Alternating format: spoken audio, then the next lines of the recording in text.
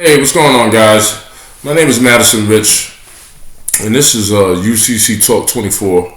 And here on this channel, we're all about the UCC, public and private rights, and giving the people knowledge to enrich themselves. So today, we're going to get into the discharge of bills, because I know there's been a lot of talk out there, the 1099As, the 1099Cs, and so on, right? And everybody wants to know, how do I get these bills off my back, right? Especially in Christmas coming up, and more Americans, more than ever, are using their credit cards. So there is going to be a lot of bills after the holiday season that people are going to have to pay off throughout the year. So we're going to get in today, like I said before, how to discharge your bills. And disclaimer: we do not give out legal advice, right? To use out you guys out there and ladies out there. We're just giving education on our journeys in this UCC maze. Okay, so we're gonna start out right here. All right, and a lot of people have a lot of theories out there on how to discharge bills. There's no wrong or right way. There are many methods that people use, and when you get enough understanding, you can start implementing your own methods of discharging your bills. All right, so this is one method, right straight out the textbooks. All right, no cut. Here we go. A bill may be discharged in the following ways.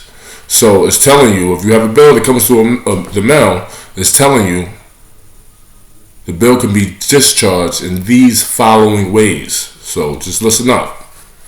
By payment in due course, by or on behalf of the drawee acceptor. A payment is only in due course if made on and after maturity. So if you owe a bill in the future, right, and you try to discharge a bill right before the maturity date, it's telling you right there, you're not really supposed to do that, right? That's not the correct way, all right? So you want to make sure that anytime you discharge your bills, that it's going to be on maturity of the bill or after the maturity of the bill, all right? That's a lot more effective, okay? Because that means that the bill that you have has become a mature note. And that goes for promissory note checks, bills that come from the bill collectors that come to the mail, because those are also classified as bills. Those bills all have a value attached to those bills. All right, so always remember that. If made, well, they might be holders of a bill. All right. So if you pay these bill collectors, guess what? If they're not really the true owners of the bill, technically, the person that owned the original bill, or the so-called original bill, you might have to possibly pay them again also. You understand? So, except that special statutory rule, the bill may be discharged in the following ways: by cancellation of the bill. So it's showing you right there. You can cancel any bill, or of the liability of one or more parties. It's something you need to look into. And also, before you start filing those 1099As and those 1099Cs and the 1099 OIDs and the 1096 cover letters and the vouchers, you need to read those instructions. They have instructions on them.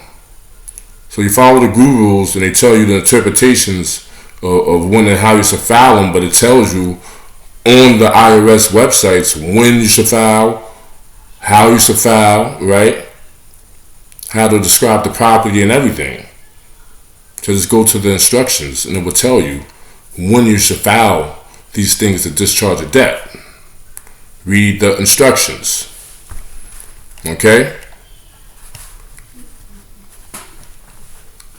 Okay, a bill may be discharged in the following ways: by the holder renouncing his rights either on the bill as a whole or against one or more individual parties. So, Another method to discharge your bills, right? You can assign your rights over, right, to the bill to another party, and renounce your rights to the bill.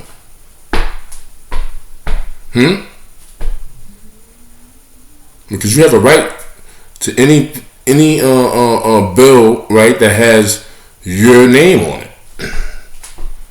It has your all caps trade name, the straw man. It has your name on that bill, so guess what? You're entitled to it. The bill that they sent you through the mail, guess what? That's the money.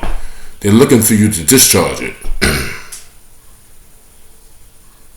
That's what a lot of people don't know. When they send you a bill through the mail, that is the money. It has a value attached to it.